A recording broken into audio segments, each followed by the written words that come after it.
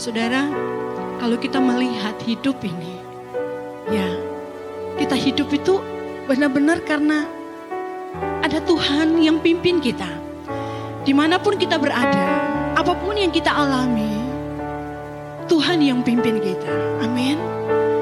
Oleh sebab itu, biarlah hidup yang Tuhan berikan ini kita pergunakan dengan sebaik-baiknya untuk Tuhan. Hidup yang Tuhan percayakan ini, mari kita pakai untuk memuji menyembah Dia. Jangan kita full untuk kegiatan diri kita sendiri. Tetapi mari Bapak Ibu Saudara sekalian, hidup yang Tuhan berikan ini, kita tidak tahu kapan saatnya tiba. Oleh sebab itu, mari hari-hari yang kita lewati, kita bawa hidup kita ini kepada Tuhan. Dan percayalah apapun yang terjadi dalam setiap kita, ada Tuhan di dalamnya. Terima kasih Tuhan.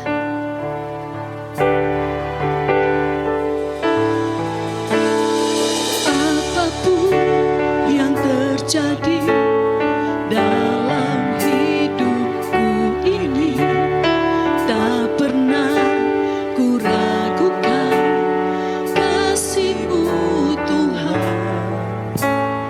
Lewat gunung yang tinggi, dalam lembah yang curam, tak pernah ku ragukan janji-Mu Tuhan.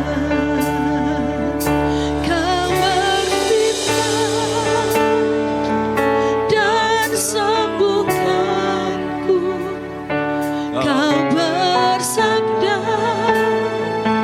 dan selamatkanku. Tiada yang mustahil bagimu, Yesus, ku percaya padamu. Percayalah bahwa segala sesuatu yang terjadi dalam hidup kita, ada Tuhan.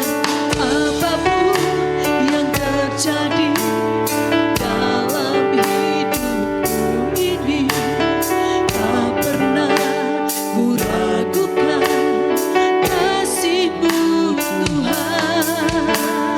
Lewat gunung yang tinggi, dalam lembah yang curam, tak pernah ku ragukan janji-Mu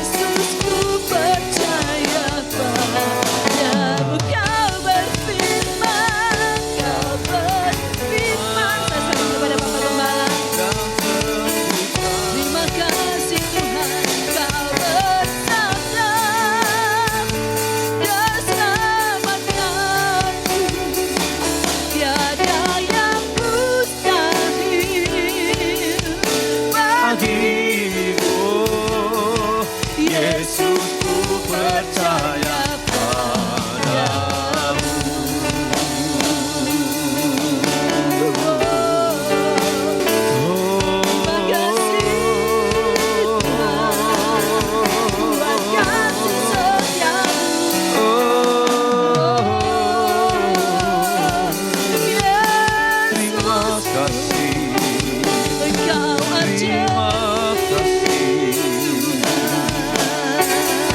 Terima kasih Tuhan.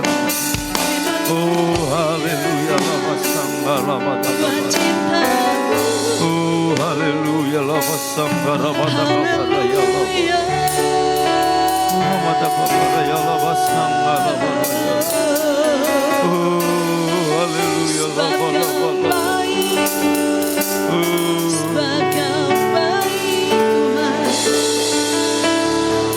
Tuhan, hari ini kami datang di hadapan-Mu.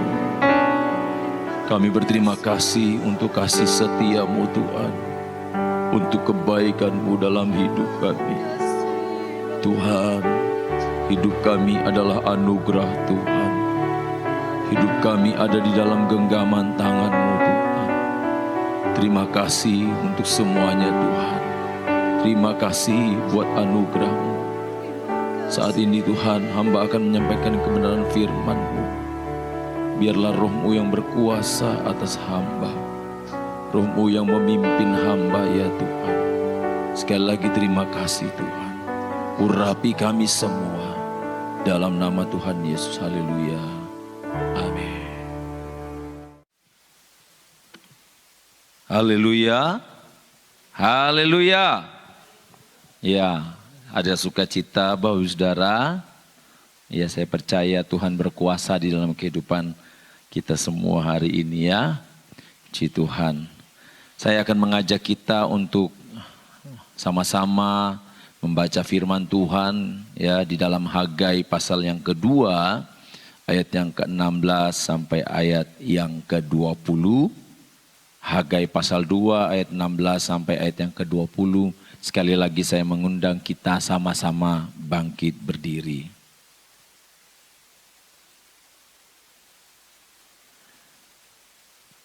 Dua, tiga. Maka sekarang perhatikanlah mulai dari hari ini dan selanjutnya. Sebelum ditaruh orang batu demi batu untuk pembangunan bait Tuhan. Bagaimana keadaanmu? Ketika orang pergi melihat suatu timbunan gandum yang seharusnya sebanyak 20 gantang, hanya ada 10. Dan ketika orang pergi ke tempat pemerasan anggur untuk mencedok 50 takar, hanya ada 20.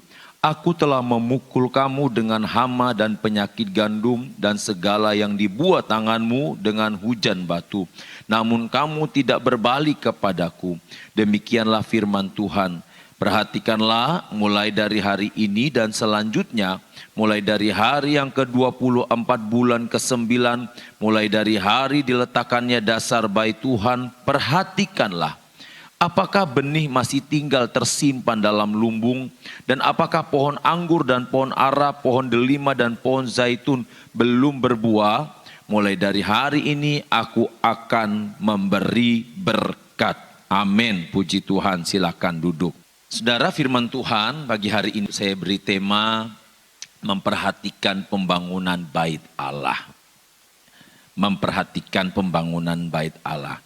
Saudara, di dalam Hagai pasal yang kedua ayat 16 sampai ayat 20 ini, perikopnya itu diberi tema pembangunan bait suci mendatangkan berkat. Nah, kita lihat di dalam Hagai pasal 2 ayat 16 ini, di sini firman Tuhan menyatakan kepada orang-orang Israel ada banyak hal yang terjadi. Sampai kepada di satu titik Tuhan mengatakan bahwa mulai hari ini aku akan memberi berkat.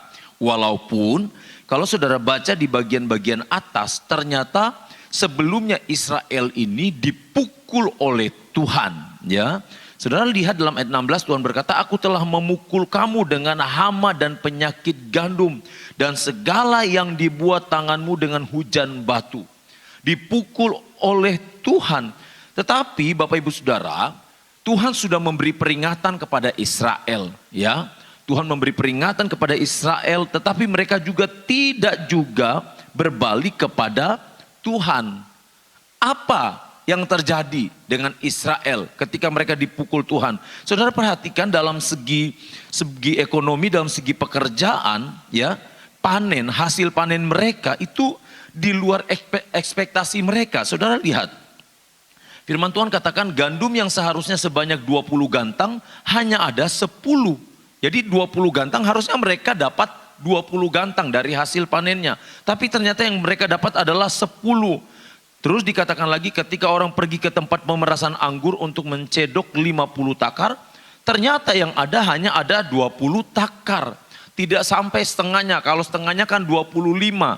Ini hanya 20 saudara. Jadi benar-benar Israel ini Tuhan hajar habis-habisan karena kesalahan mereka sendiri.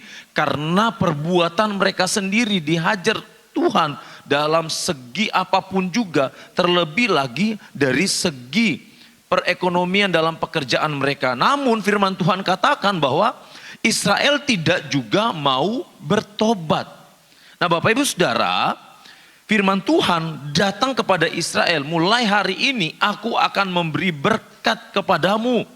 Nah untuk mendapatkan berkat yang Tuhan sudah siapkan, yang Tuhan sudah janjikan bahwa mulai hari ini aku akan memberi berkat kepadamu, apa yang harus Israel lakukan? Kita perhatikan bersama-sama Bapak Ibu Saudara. Yang pertama kita lihat dalam ayat 16 dan ayat yang ke-17. Maka sekarang perhatikanlah mulai dari hari ini dan selanjutnya sebelum ditaruh orang batu demi batu untuk pembangunan bait Tuhan. Bagaimana keadaanmu? Yang pertama Tuhan sampaikan kepada Israel adalah untuk memperhatikan keadaan diri sendiri. Proses yang dilakukan sebelum peletakan batu itu. Sebelum mereka membangun kembali bait suci. Ada pembangunan bait suci. Ya.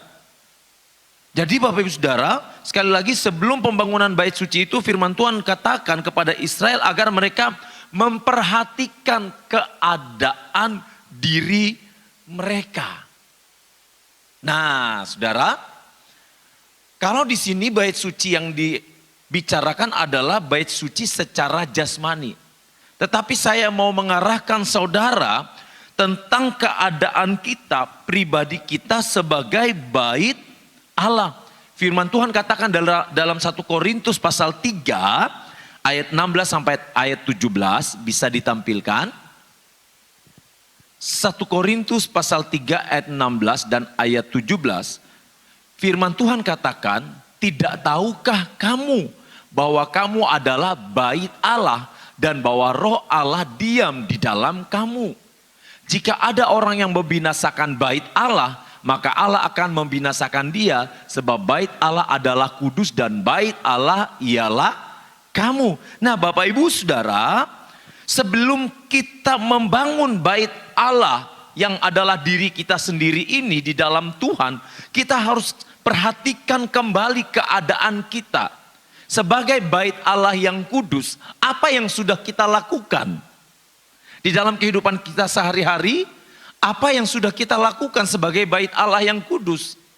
Kalau firman Tuhan katakan dalam ayat 16 dan ayat yang ke-17, perhatikanlah keadaanmu. Ini Tuhan katakan kepada Israel. Agar Israel memperhatikan keadaan mereka. Sebelum mereka memulai pembangunan. Nah bagaimana dengan kehidupan saya dan saudara? Bagaimana kita membangun kualitas bait suci yang ada yang Tuhan percayakan itu? Bagaimana kualitasnya? Itu ditentukan dari respon hati kita kepada Tuhan. Hermawan, kamu harus membangun bait Allah yang aku percayakan kepadamu itu dengan benar. Gimana caranya? Hidupmu harus berkenan. Gimana caranya? Kamu harus punya mezbah doa dengan aku. Gimana caranya? Kamu harus benar-benar melakukan apa yang terbaik di hadapan Tuhan. Karena apa yang terbaik menurut kita belum tentu itu baik di hadapan Tuhan. Tidak mudah Bapak Ibu Saudara. Membangun bait Allah yang Tuhan percayakan itu enggak mudah. Ya, firman Tuhan katakan tubuh kita ini kan bait Allah. Tubuh kita ini bait Allah. Jadi kita harus perhatikan. Kita harus perhatikan. Apa yang kita harus perhatikan? Kalau secara jasmani kan kita harus perhatikan makanannya. Kadang-kadang orang berpikir bahwa makanan yang enak itu adalah makanan yang sehat. Padahal bukan yang itu. Justru makanan yang sehat itu adalah seringkali makanan-makanan yang tidak enak di lidah. Iya enggak saudara? Contoh, ya. Contoh. Misalnya sayur-sayuran yang hanya sayur bening, iya kan? Menurut kebanyakan orang, apalagi anak-anak ya, paling susah untuk makan sayur bening air-air. Tapi justru itu yang sehat, iya kan? Justru yang santan-santan ini yang berbahaya. Ini hanya contoh secara jasmani. Nah, bagaimana dengan kerohanian kita? Jangan sampai hal-hal yang daging yang kita masukkan ke dalam bait Allah yang kudus ini. Makanya firman Tuhan katakan, perhatikanlah keadaanmu. Perhatikan kerohanian saya dan saudara di hadapan Tuhan. Saya nggak pernah tahu kerohanian saudara, iya kan? Loh, saya nggak mungkin memonitor saudara. Kalaupun saya bisa memonitor saudara, kembali lagi hati saudara yang tahu adalah diri saudara sendiri, iya kan? Sama saya juga secara pribadi. Saudara nggak pernah tahu saya. Mungkin saudara lihat kulit luarnya saja. Tetapi yang menilai saya, apakah bait Allah yang Tuhan percayakan ini benar adalah Tuhan. Makanya Tuhan selalu menyuruh, memerintahkan untuk menjaga bait Allah ini. Karena dia tahu bahwa ini adalah tempat dia bersemayam. Makanya Tuhan katakan pelihara. Saudara, orang Israel ini sudah tidak jujur saudara. Mereka tidak memperhatikan keadaan mereka. Di dalam ayat yang ke-17, bagaimana keadaanmu ketika orang pergi melihat suatu timbunan gandum yang seharusnya sebanyak 20 gantang hanya ada 10. Dan ketika orang pergi ke tempat pemerasan anggur untuk mencedok 50 takar hanya ada 20. Aku telah memukul kamu dengan hama dan penyakit gandum dan segala yang dibuat tanganmu dengan hujan batu, namun kamu tidak berbalik kepadaku. Mereka tidak jujur di hadapan Tuhan. Hati mereka tidak jujur di hadapan Tuhan. Mereka pengen hasil yang banyak. Mereka pengen hasil yang luar biasa dari hasil pertanian mereka. Mereka pengen hasil yang wah dari hasil pekerjaan mereka. Tapi hatinya tidak jujur di hadapan Tuhan. Ini Tuhan gak mau saudara. Saya percaya kita tidak seperti ini saudara. Tetapi Tuhan mengingatkan kepada saya dan juga kepada saudara untuk berhati-hati. Tidak jujur di sini bukan sekedar masalah duit. Oh, dipercayakan duit. Misalnya 5 juta dia tilep. 1 juta jadi tinggal 4 juta. Enggak saudara, bukan hanya itu. Tidak jujur ini banyak hal. Banyak hal. Tidak jujur hati kita dengan Tuhan. Ya, yang harusnya kita memberikan hati kita 100% ke Tuhan, ternyata kita berikan ke Tuhan hanya 50% hati kita. Nah, Israel sudah tidak jujur di hadapan Tuhan. Makanya firman Tuhan katakan, perhatikan keadaanmu. Harusnya mereka menyembah Tuhan, malah mereka menyembah dewa-dewa. Tuhan juga menyampaikan kepada Israel untuk memperhatikan peringatan dan teguran Tuhan. Jadi di balik Tuhan katakan, perhatikanlah keadaanmu itu, Tuhan mau Israel juga memperhatikan teguran Tuhan. Teguran Tuhan dalam kehidupan mereka, tapi apa yang terjadi? Israel tetap saja tidak memperhatikan teguran Tuhan. Mereka lupa bahwa untuk membangun bait Allah dibutuhkan hati yang bersih. Untuk bisa membangun bait Allah dibutuhkan hati yang benar. Sangat jelas sekali dalam 1 Korintus pasal 3 ayat 16 ayat 17. Kamu adalah bait Roh Kudus. Saya dan saudara adalah bait Allah. Karena kita adalah bait Allah, yuk perhatikan bagaimana kita membangunnya. Jangan sampai kita membangun bait Allah itu, ya, kita menggunakan kayu atau jerami. Harusnya kita menggunakan emas permata. Kalau kita menggunakan kayu atau jerami, itu pasti bisa akan terbakar. Gak ada hasilnya apa-apa saudara. Yang ada adalah arang. Ini Bapak Ibu Saudara. Perhatikan keadaan kita. Perhatikan diri kita. Perhatikan bait Allah yang Tuhan percayakan. Ini Tuhan percayakan. Tubuh kita ini kan paketan, bukan hanya tubuhnya. Tapi roh jiwa kita ini juga Tuhan percayakan semuanya. Karena di situ tempat bersemayam Roh Kudus. Makanya Tuhan mau kita benar-benar memperhatikannya. Yang berikutnya, yang harus dilakukan sebelum pembangunan bait Allah. Kalau tadi yang pertama perhatikan keadaan diri kita. Yang kedua firman Tuhan mau kita memperhatikan benih di dalam lumbung. Kita lihat di dalam ayat yang ke-19. Perhatikanlah mulai dari hari ini dan selanjutnya. Mulai dari hari yang ke-24 bulan ke-9. Mulai dari hari diletakkan dasar bait Tuhan. Perhatikanlah. Apakah benih masih tinggal tersimpan dalam lumbung?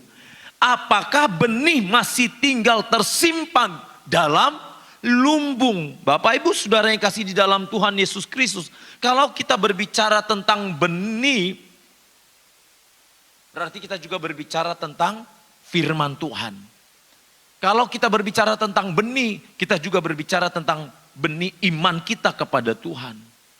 Pertanyaannya, ya, apakah benih firman Tuhan itu yang kita terima, yang kita dengar, yang kita baca, yang kita dengar masuk di dalam hati kita sehingga menjadi benih yang berkualitas?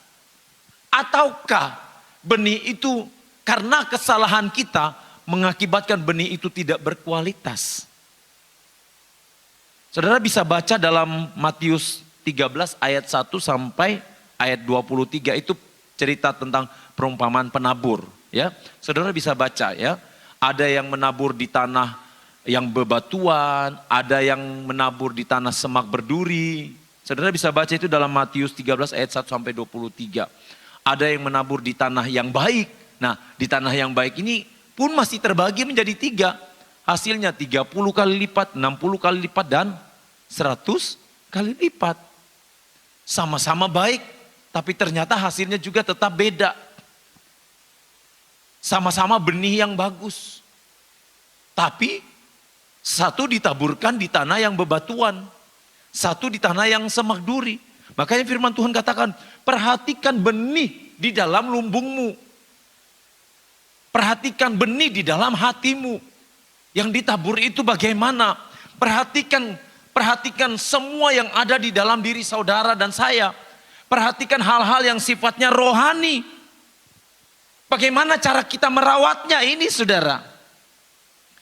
Benih itu walaupun bagus, tapi kalau ditabur di tanah yang salah, dia nggak akan bertumbuh. Dia bertumbuh pun mungkin rusak. Yang pertama. Yang kedua, benih itu walaupun bagus berkualitas, tapi kalau nggak ditabur juga kosong, mati. Yang ketiga, benih juga kalau walaupun ditabur, tapi kalau setelah itu tidak dirawat dengan baik, maka benih yang tadinya harusnya benih yang berkualitas, hasilnya juga tidak akan baik. Perhatikanlah benih yang ada di lumbungmu. Perhatikanlah firman Tuhan yang selalu datang di dalam kehidupan saya dan saudara. Bagaimana kehidupan kita? Perhatikanlah mulai dari hari ini dan selanjutnya. Mulai dari hari yang ke-24 bulan ke-9. Mulai dari hari diletakkannya dasar bait Tuhan. Perhatikanlah apakah benih masih tinggal tersimpan dalam lumbung. Malah firman Tuhan di sini dikatakan, Apakah benih masih tinggal? Masih ada? Apakah firman iman itu masih ada dalam diri kita? Apakah firman Tuhan itu masih ada? Ataukah jangan-jangan firman Tuhan itu sudah kita gantikan dengan hikmat dunia, dengan pola pikir kita yang tidak sesuai dengan firman Tuhan. Makanya firman Tuhan katakan, perhatikanlah apakah benih masih tinggal tersimpan dalam lumbung. Tersimpan dengan baik.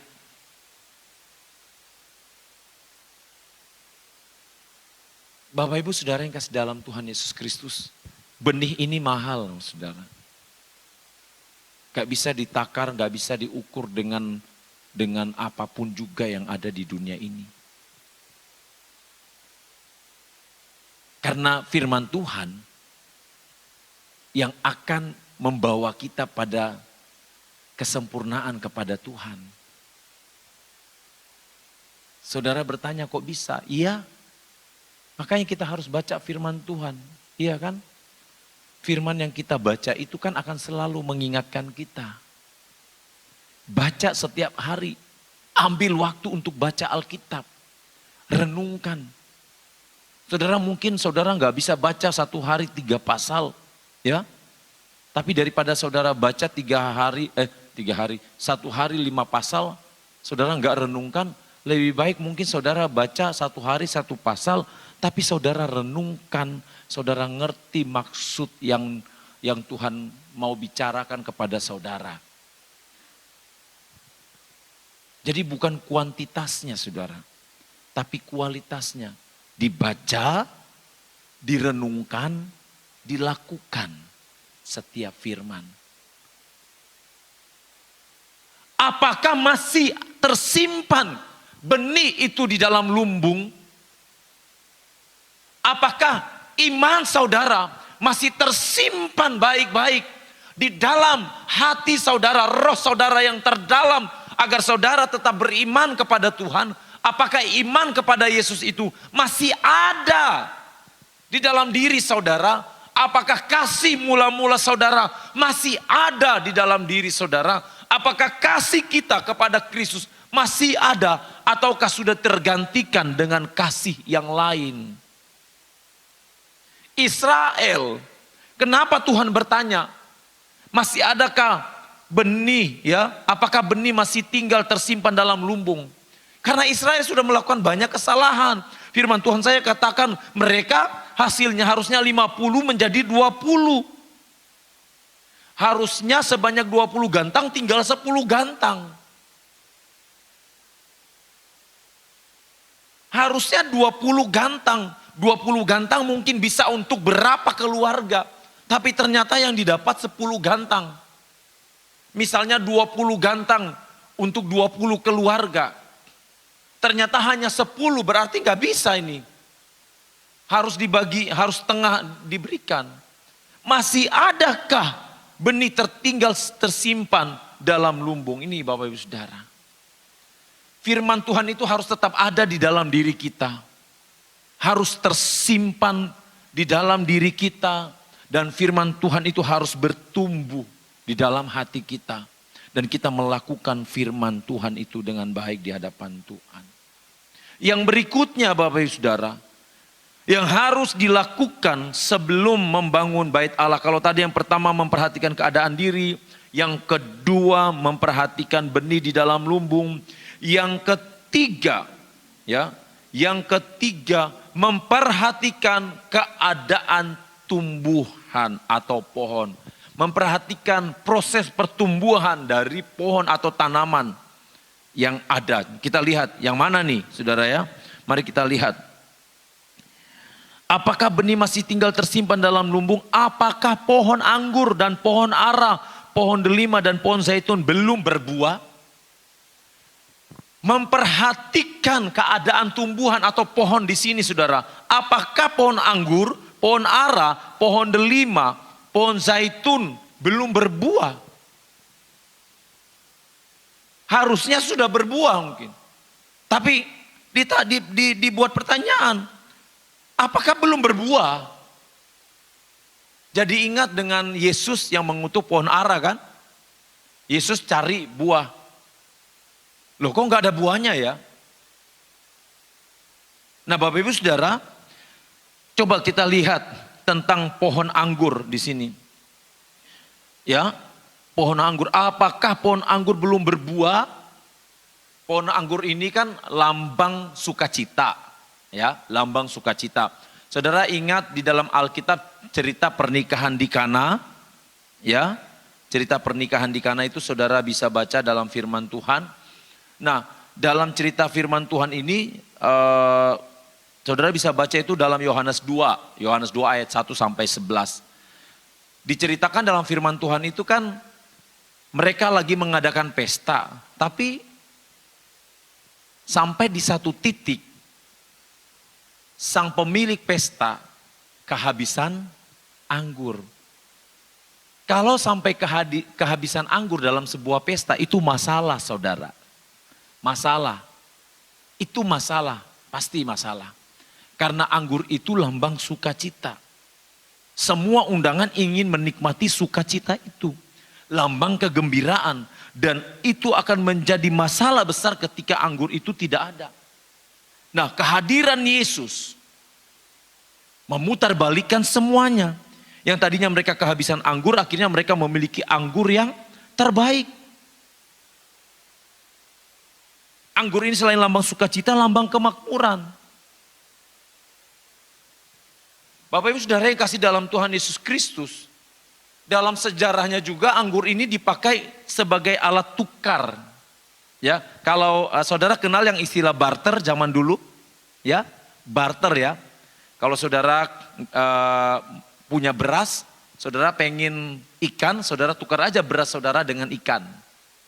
Dengan nilai yang sama. Jadi nggak pakai duit. Itu sistem barter. Dan anggur ini dipakai juga untuk sistem barter itu. Dan anggur ini mempunyai nilai ekonomis yang sangat tinggi Bapak Ibu Saudara. Tetapi Bapak Ibu Saudara, firman Tuhan katakan jangan sampai anggur itu tidak berbuah. Nah, anggur yang tidak berbuah, firman Tuhan katakan dia pasti akan dipotong, ya kan? Akan dibersihkan ranting-rantingnya. Kalau dalam Yesaya 5 ayat 1 sampai 7. Coba perhatikan Yesaya 5 ayat 1 sampai 7. Kita lihat ayat yang keduanya, ditampilkan saja ayat yang keduanya. Yesaya 5 ayat yang kedua, yuk. Ia mencangkulnya dan membuang batu-batunya dan menanaminya dengan pokok anggur pilihan. Ia mendirikan sebuah menara jaga di tengah-tengahnya dan menggali lubang tempat memeras anggur.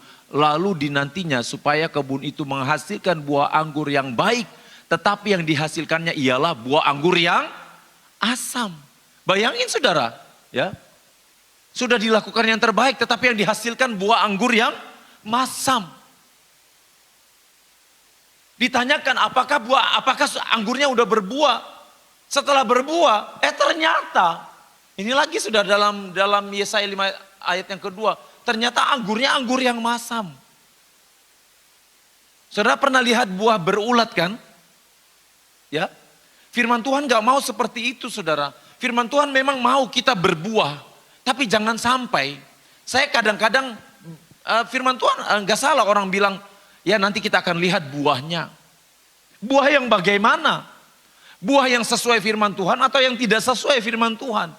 Buah yang berulatkah? Buah yang busukkah? Atau buah yang asam? Atau buah yang manis? Nah, buah yang mana? Kalau Tuhan bertanya kepada saya dan juga saudara, hai anak-anakku, aku ingin engkau berbuah. Apakah sudah ada buahmu? Ada. Buah yang mana nih? Buah yang bagaimana? Apakah buah yang masam? Banyak anak Tuhan mengatakan diri berbuah, tapi ternyata buahnya asam. Banyak hamba Tuhan mengatakan diri berbuah, tapi ternyata buahnya asam, kecut. Nah ini saudara, Tuhan ingatkan saya dan saudara, agar kita berhati-hati. Karena benih yang baik belum tentu benih itu akan bertumbuh dengan sempurna. Ya, benih yang baik yang menentukan lagi adalah tanahnya, kualitas tanah dan juga perawatannya. Ingat saudara, mau sehebat apapun benih itu, mau sehebat apapun hamba Tuhan yang menaburkan kepada saya dan saudara, ya, siapapun hamba Tuhan itu menaburkan benih firman Tuhan kepada saya dan saudara, tetapi sekali lagi ingat, persoalan tanah menjadi kartu as dan juga cara merawatnya. Kalau tanahnya nggak bagus, tanahnya nggak gembur, tanahnya nggak berwarna hitam, ya, nggak bakalan bisa tumbuh. Makanya kan saudara mungkin pernah dengar, itu kalau orang yang suka ribut misalnya ya, kemungkinan besar tanah hatinya itu tanah sengketa. Saudara pernah dengar itu loh saudara ya. Ya, kemungkinan besar tanah hatinya itu tanah sengketa. Jadi kalau saudara lihat orang yang suka ribut, di sana ribut, di sini ribut di mana-mana dia ribut, hati-hati. Saudara nggak usah ikut campur saudara. Jangan-jangan hatinya itu tanah sengketa. Ya. Aduh ya, ini saudara ya, firman Tuhan ingatkan kepada saya dan saudara, hati-hati. Hati-hati dengan buah yang kita hasilkan. Jangan sampai buah yang kita hasilkan adalah buah yang masam. Ya. Yang berikutnya, ya saya cepat saja, saya tidak membahas semua tentang buah yang ditanyakan. Nah, saya akan mengajak saudara untuk melihat tentang buah atau pohon ara. Ya, pohon ara. Ditanyakan di sini, ya, apakah pohon ara belum berbuah? Saudara, ternyata daun ara ini saya pelajari ya, pohon ara ini ya, itu terkenal dengan pohon kehidupan. Nah, kalau dia pohon kehidupan, makanya Tuhan tanyakan, bagaimana? Apakah pohon ara itu sudah berbuah? Apakah, kan pohon ara pohon kehidupan, berarti dia harus menghasilkan hal-hal yang hidup di dalam dirinya. Hal-hal yang hidup di dalam Tuhan, bukan hal-hal yang mati. Yaitu imannya harus hidup, ya. Hari-harinya harus hidup bersama dengan Tuhan. Doanya harus hidup, bukan doa yang mati. Penyembahannya harus penyembahan yang hidup di dalam Tuhan. Bukan asal-asalan, semuanya namanya pohon kehidupan. Pohon ara, pohon kehidupan. Bapak Ibu Saudara yang kasih dalam Tuhan Yesus Kristus, kalau kita belajar tentang pohon ara, ada banyak sekali manfaatnya saudara. Saudara bisa cari ya referensi-referensi, saudara pasti akan menemukan manfaat dari pohon ara. Tetapi salah satu yang saya ambil saudara, bahwa pohon ara itu ya, pohon ara ini kalau tidak berbuah, pohon ara tidak berbuah, maka ini menjadi bencana buat orang-orang di sana. Ini tanda bencana nasional. Karena harusnya berbuah, makanya kan Tuhan mengutuk pohon ara ketika dia tidak berbuah. Nah saudara, kalau orang Kristen tidak berbuah itu bencana. Kalau orang Kristen tidak berbuah itu bencana saudara. Bencana dalam kekristenannya sendiri. Bencana dalam pengiringan dia kepada Tuhan. Harusnya dia berbuah. Membuahkan pohon kehidupan. Hidup yang berkualitas di hadapan Tuhan. Tapi karena dia tidak berbuah itu bencana. Makanya kalau kita tarik kembali dengan apa yang Yesus lakukan kepada pohon ara. Jadi Bapak Ibu Saudara yang dikasih dalam Tuhan, saya tidak panjangkan firman Tuhan. Mari saya mengajak kita, ya, kita bangun kualitas bait Allah yang Tuhan percayakan dengan hal-hal yang luar biasa di dalam Tuhan. Amin saudara, puji Tuhan, Tuhan memberkati. Mari saya mengundang pemain musik. Haleluya, terima kasih Bapa di sorga, kami bersyukur pada saat pagi hari ini untuk kasih setiamu dalam hidup kami Tuhan.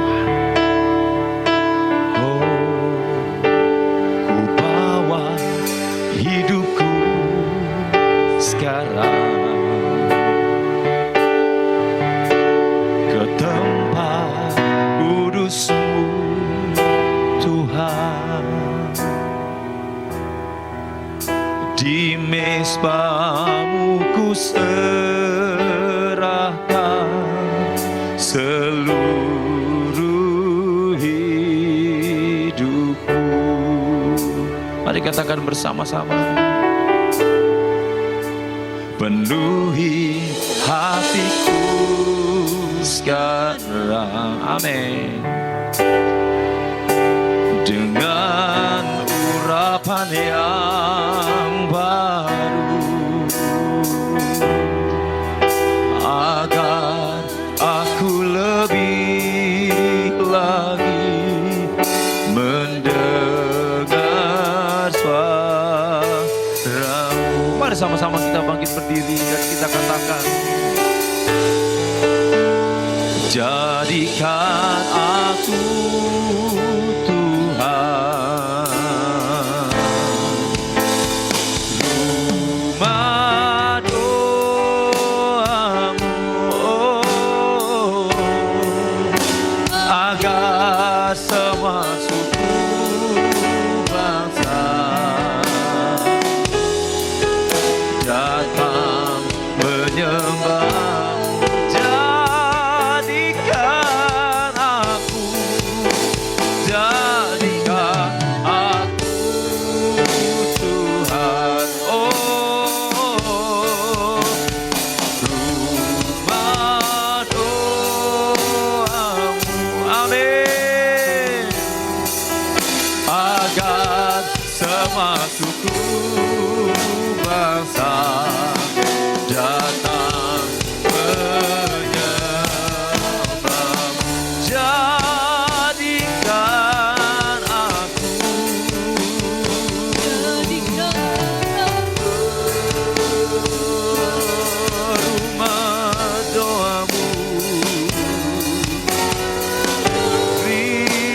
Kasih Tuhan, haleluya. Semua suku bangsa datang menyembah Engkau Tuhan, menyembah-Mu. Oh, jadikan aku Tuhan.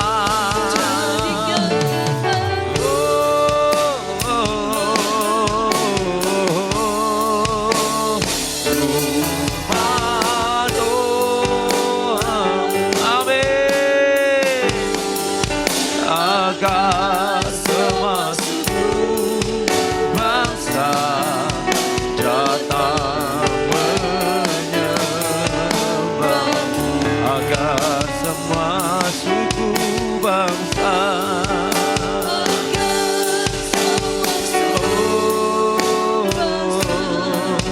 datang menyembah-Mu.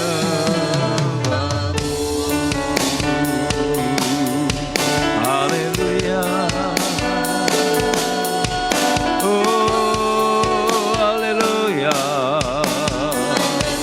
Oh, haleluya. Oh, dalam nama Yesus.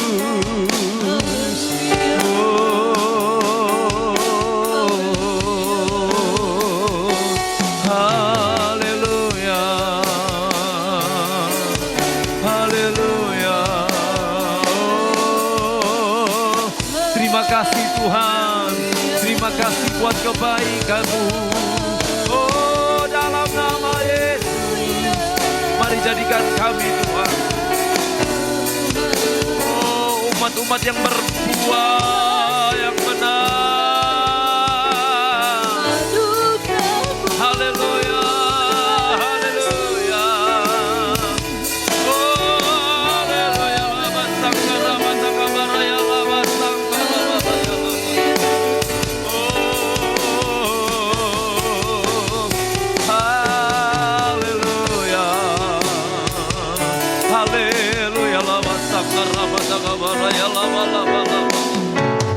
Oh, Roh Kudus. Haleluya, haleluya. Haleluya, lama, lama, lama, lama, lama. Haleluya, haleluya. Terima kasih. Oh, ku pandang wajah-Mu dan berseru, pertolonganku datang dari-Mu. Amin.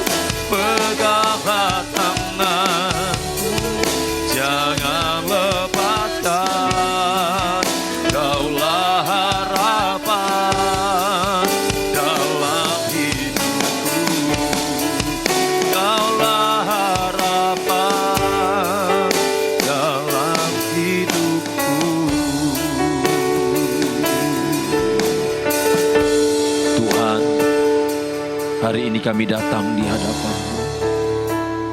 Tuhan, kami sadar kami terbatas Tuhan. Kami tidak mampu untuk memperhatikan bait Allah ini secara sempurna dalam diri kami. Tapi kami mohon kekuatan Roh Kudus yang memampukan kami Tuhan. Kami percaya pertolongan Roh Kudus akan selalu memimpin dan menuntun kami. Terima kasih Tuhan. Hari ini hamba berdoa buat anak-anak-Mu. Mungkin saat ini Tuhan ada yang mengalami masalah Tuhan. Dalam keluarga, dalam rumah tangga, dalam pekerjaan, dalam kesehatan. Tuhan, mari Engkau jamah, Engkau menyembuhkan yang sakit, yang lemah Engkau kuatkan, yang susah Engkau hiburkan, yang mengalami masalah dalam keluarga Engkau selesaikan, dalam pekerjaan Engkau mengatasi semuanya di dalam nama Tuhan Yesus Kristus. Terima kasih untuk segala sesuatunya. Terima kasih untuk kebaikan-Mu Tuhan. Engkau memberkati Tuhan kami semua yang hadir hari ini. Tuhan memberkati kami semua yang melayani Engkau, yang memuji Engkau. Engkau memberkati dalam keluarga, dalam pekerjaan, dalam rumah tangga. Engkau menyelesaikan segala hal yang kami gumuli di dalam nama Tuhan Yesus Kristus. Terima kasih Tuhan. Sebentar umat-Mu akan pulang, sertai di perjalanan tibakan dengan selamat. Mari saudaraku, terimalah berkat Tuhan. Tuhan melindungi engkau. Tuhan menghadapkan wajahnya kepada engkau dan memberi engkau damai sejahtera. Biarlah engkau pulang dengan membawa sukacita, kebaikan Tuhan. Dalam nama Tuhan Yesus Kristus, sama-sama kita yang percaya katakan, amin. Tuhan memberkati.